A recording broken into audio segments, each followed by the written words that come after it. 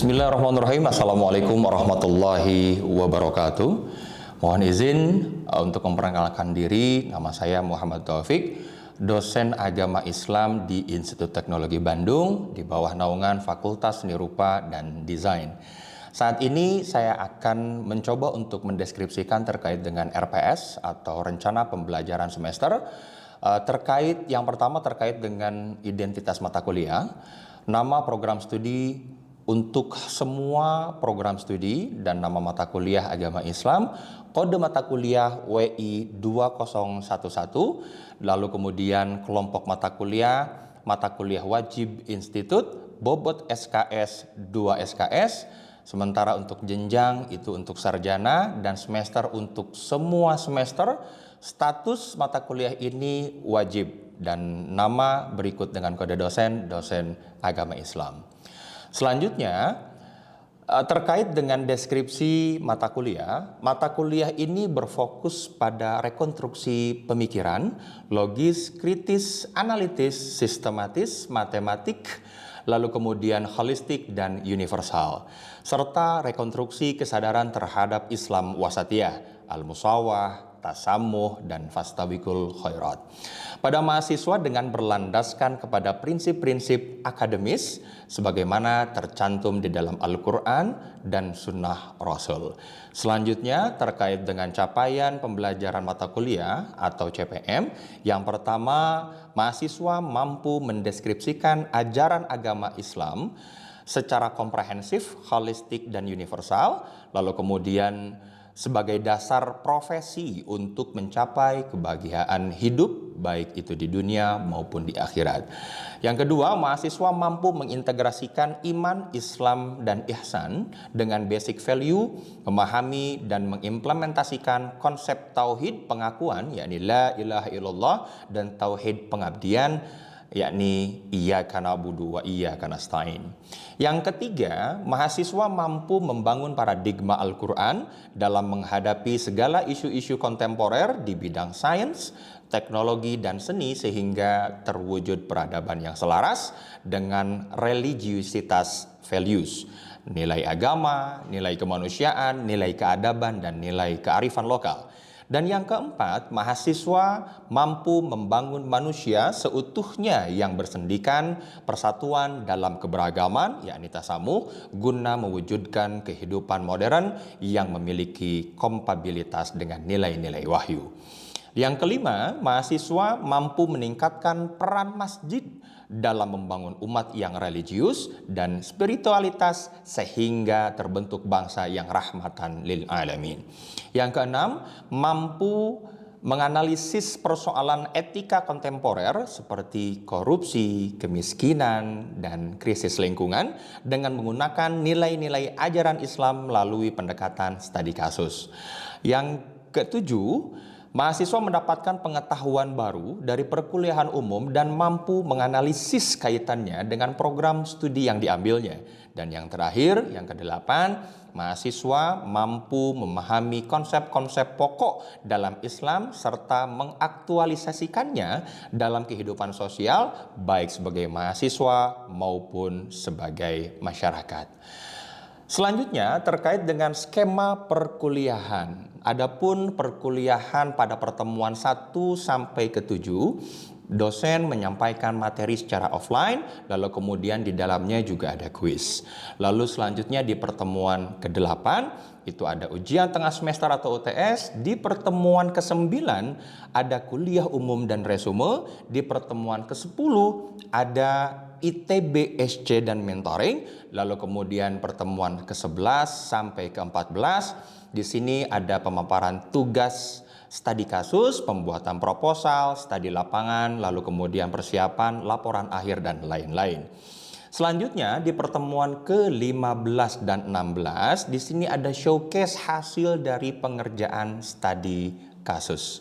Adapun materi perkuliahan yang ada di dalam mata kuliah agama Islam, di sini materi yang pertama ada hakikat manusia dalam Islam, yang kedua ada hakikat tauhid, lalu kemudian yang ketiga wasatiyah dan tasamuh atau biasa dikenal dengan moderasi beragama, lalu kemudian yang keempat ada Al-Quran dan Sunnah, yang kelima ada ijtihad, dan yang keenam ada siyasah dan iktisodiyah atau yang berkaitan dengan ekonomi. Lalu selanjutnya ada Islam dan Saintek, dan dilanjutkan dengan UTS. Selanjutnya terkait dengan aspek penilaian atau bobot penilaian dari mata kuliah ini, UTS 25%, ITB Spiritual Camp dan Mentoring ada di 30%, lalu kemudian ada kuliah umum 5%, kehadiran 10%, lalu kemudian case study 30%. Baik, itulah barangkali yang bisa saya sampaikan terkait dengan RPS mata kuliah wajib agama Islam di Institut Teknologi Bandung. Mudah-mudahan bisa membantu pendalaman terkait dengan pemahaman agama Islam untuk mahasiswa Institut Teknologi Bandung. Syukron. Assalamualaikum warahmatullahi wabarakatuh. Baik. Bismillahirrahmanirrahim. Assalamualaikum warahmatullahi wabarakatuh. Waalaikumsalam warahmatullahi wabarakatuh. Baik, alhamdulillahilladzi hadana wa lihadza wa ma kunna linahtadiya illa an hadanallah. Asyhadu an la ilaha illallah wa asyhadu anna Muhammadan abduhu wa rasuluh. Baik, teman-teman sekalian, apa kabar semuanya? Mudah-mudahan teman-teman semua dalam keadaan sehat walafiat, tidak ada kekurangan sesuatu apapun. Hari ini kita akan berbicara banyak terkait dengan Islam wasatiyah. Apa sih Islam wasatiyah itu? Islam wasatiyah ini biasanya dikenal dengan moderasi beragama. Tapi sebelum kita berbicara lebih jauh lagi dan lebih dalam lagi, kita harus mengenal dulu apa itu Islam wasatiyah. Islam wasatiyah secara bahasa, teman-teman sekalian, menurut Yusuf Qaradawi, ini berarti pertengahan, berarti berada di titik tengah antara dua sisi yang sama jaraknya. Dan secara epistemologi tentu saja wasatiyah ini berada di tengah-tengah posisinya, berarti harus seimbang sekalipun antara dua sisi ini saling bertentangan ataupun saling berhadapan.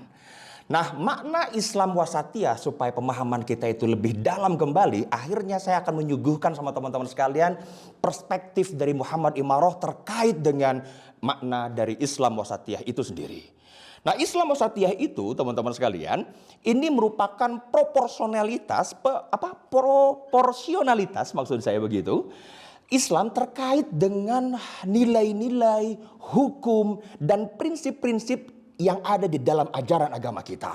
Yang nantinya itu akan menjadi tolak ukur bagi semua umat kita begitu dalam memproses sebuah kebaikan dan kebenaran. Itulah Islam wasatiyah. Nah, kenapa Islam wasatiyah itu dikenal dengan moderasi beragama, bukan moderasi agama? Karena sejatinya teman-teman sekalian, berawal dari dalil ini. Al-Baqarah ayat 143, teman-teman. Nah, dari surat ini teman-teman sekalian, a'udzubillahi minasyaitonirrajim, bismillahirrahmanirrahim, wa kadzalika ja'alnakum ummatan wasatan litakunu syuhada 'alan nas ilal akhir. Paling tidak teman-teman sekalian, dari ayat ini ada 3 hal yang harus kita ketahui bersama. Yang pertama, itu ada ummah. Kenapa ummah? Karena agamanya ini sudah beres. Umatnya berarti yang belum beres. Karena apa teman-teman sekalian?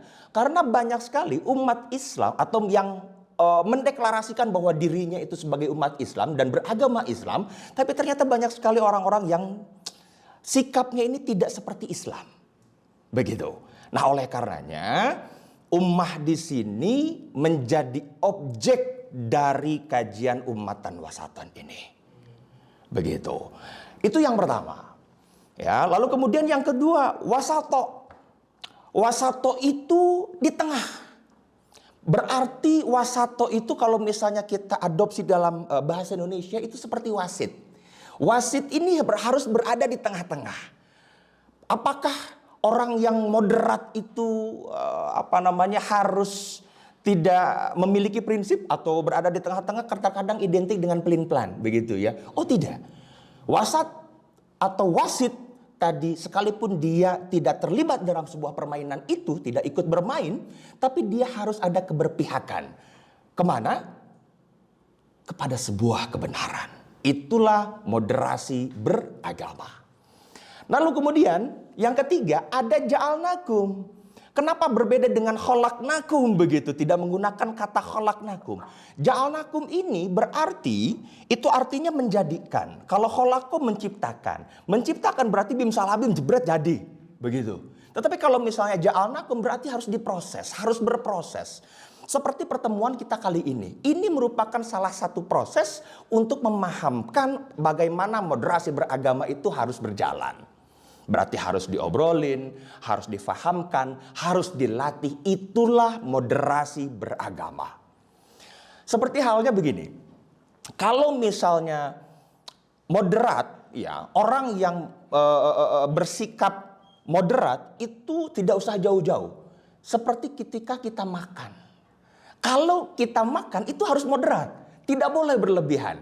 Kalau berlebihan, minimal perut ente kembung dan maksimal perut kalian itu akan makanan yang kalian konsumsi itu akan menyakiti tubuh kalian.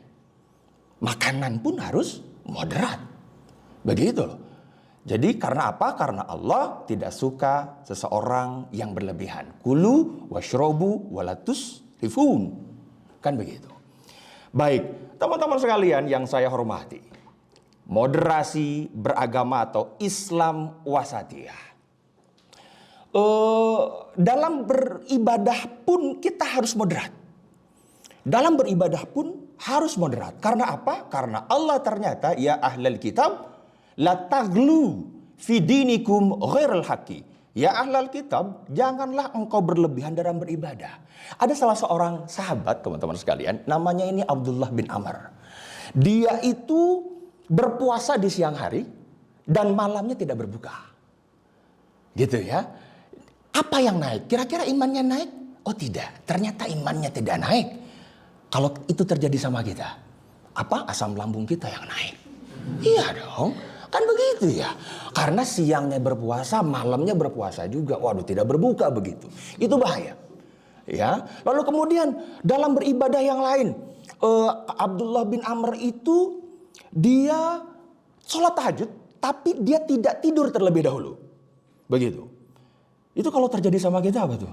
Insomnia, bahkan anemia sekaligus. Begitu. Jadi teman-teman sekalian, apa yang terjadi kemudian kepada Abdullah bin Amr tadi? Ternyata pada saat usianya sudah tua begitu, ternyata Abdullah bin Amr itu menyatakan, andai pada saat itu saya mengikuti saran dari Nabi. Karena pada saat itu pernah Nabi Muhammad SAW menyarankan sama Abdullah bin Amr itu, kalau misalnya memang kamu mau beribadah puasa contohnya, cukup 1 bulan itu cukup 3 kali sebagai sunnah saja. Kata dia, oh saya bisa lebih dari itu. Begitu. Ya sudah, kalau misalnya kamu bisa lebih dari itu, Senin Kamis deh. 1 minggu itu 2 kali. Oh saya bisa lebih dari itu. Ya sudah, kalau kayak begitu, jawaban dari Nabi Muhammad ini saum Daud saja. Jadi ada space 1 hari begitu. Apa yang terjadi pada akhirnya? Akhirnya Abdullah bin Amr itu pada saat tuanya beliau tulangnya keropos. Lalu kemudian dia mengalami keletihan dalam beribadah. Dan ketika seseorang mengalami keletihan dalam beribadah, sejatinya itu juga akan mempengaruhi keikhlasan kita dalam beribadah. Begitu. Baik. Balik lagi teman-teman sekalian. Wasatiyah sebagai Islam tengah. Ya teman-teman sekalian. Wasatiyah ini harus bersikap lurus, berimbang dan berposisi di tengah-tengah. Namun tetap ada keberpihakan pada sebuah kebenaran. Dan simpelnya teman-teman sekalian, Islam wasatiyah ini harus ada 2 episteme. Islam wasatiyah ini keseimbangan antara misalnya antara 2 nilai ini, ada keilahian dan manusiawi. Lalu kemudian ada wahyu, maka didduhu atau kebalikannya atau rivalnya adalah akal. Maka wahyu tadi harus dicerna sama akal kita sehingga keimanan kita pun akan naik dan bertambah. Bukan gara-gara taklid, bukan gara-gara kita mengikuti seseorang yang kita teladani barangkali begitu. Tapi kita betul-betul paham begitu ya. Akhirnya semuanya akan tertanam dalam otak kita, bahkan dalam akal kita begitu. Teks maka rivalnya adalah realitas. Ketika wahyu berbentuk teks begitu ya, maka harus disesuaikan juga dengan kendaraan akal kita dalam mencerna teks tadi, teman-teman sekalian. Baik, selanjutnya teman-teman. Kenapa sih Islam wasatiyah itu penting? Karena teman-teman sekalian, wasatiyah atau Islam wasatiyah ini fungsinya adalah untuk menanamkan pemahaman Islam rahmatan lil alamin itu sebagai dakwah kepada seluruh umat Islam. Bahwa agama Islam ini tidak ekstrim, tidak radikal. Karena Islam itu adalah justru menimbulkan dan menciptakan sebuah cinta bukan terhadap Tuhan saja, namun terhadap kemanusiaan. Agar semua umatnya bersifat manusiawi, teman-teman sekalian. Dan satu lagi urgensi Islam wasatiyah dalam konteks Indonesia. Indonesia, sebagaimana yang telah kita ketahui bersama, bahwa Indonesia ini terdiri dari beragam suku, beragam perbedaan etnis. Semua perbedaan itu rata-rata berkumpul di negara kita yang tercinta ini. Oleh karenanya harapannya teman-teman sekalian, dari Abdul Aziz dan Khairul Anam dalam salah satu bukunya Moderasi Beragama Berdasarkan Nilai-Nilai Islam, mereka harapannya cuma satu, Indonesia menjadi role model untuk seluruh dunia terkait dengan Islam wasatiyah. Lalu kemudian untuk menajamkan kembali pemahaman kita, teman-teman sekalian, ada beberapa nilai yang mesti kita fahami bersama terkait dengan Islam wasatiyah. Ternyata ada 9. Begitu. Bisa dilihat teman-teman sekalian, dimulai dari tawasud, i'tidal, tasammuh, syura, al-islah, qudwah, lalu kemudian muatonah dan al-unf, lalu kemudian i'tiraf al-urf. Ini barangkali dekat sekali dengan kehidupan sehari-hari kita, teman-teman sekalian. Yang pertama tawasud, tengah-tengah, seperti apa yang telah saya jelaskan tadi, teman-teman. Gitu ya. Jadi logika sederhananya, ketika ada seekor gajah, teman-teman sekalian, dan Anda di depan gajah tadi, maka Anda akan bilang bahwa gajah itu yang panjang adalah belalainya. Tetapi ketika Anda posisinya di belakang, maka Anda akan bilang bahwa gajah itu yang panjang apanya?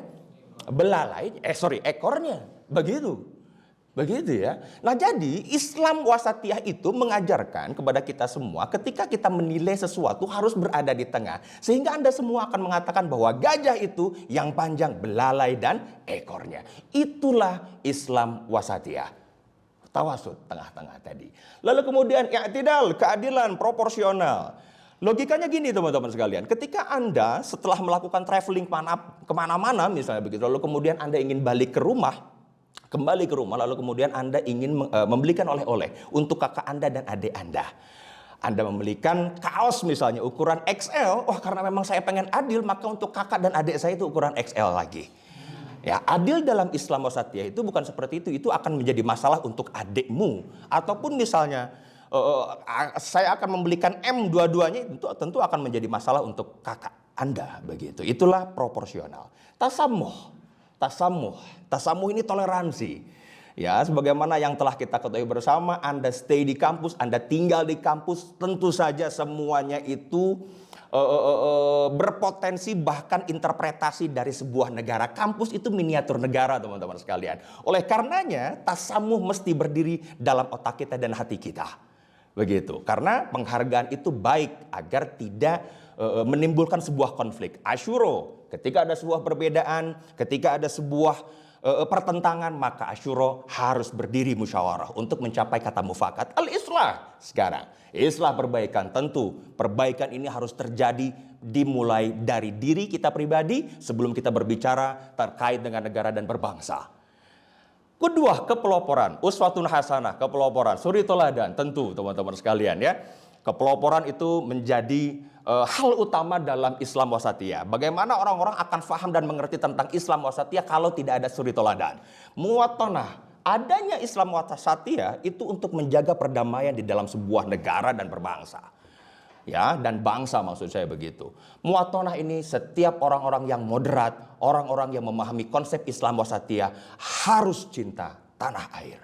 Dan tentu saja produknya adalah anti kekerasan. Dan selanjutnya i'tiraf al-uruf.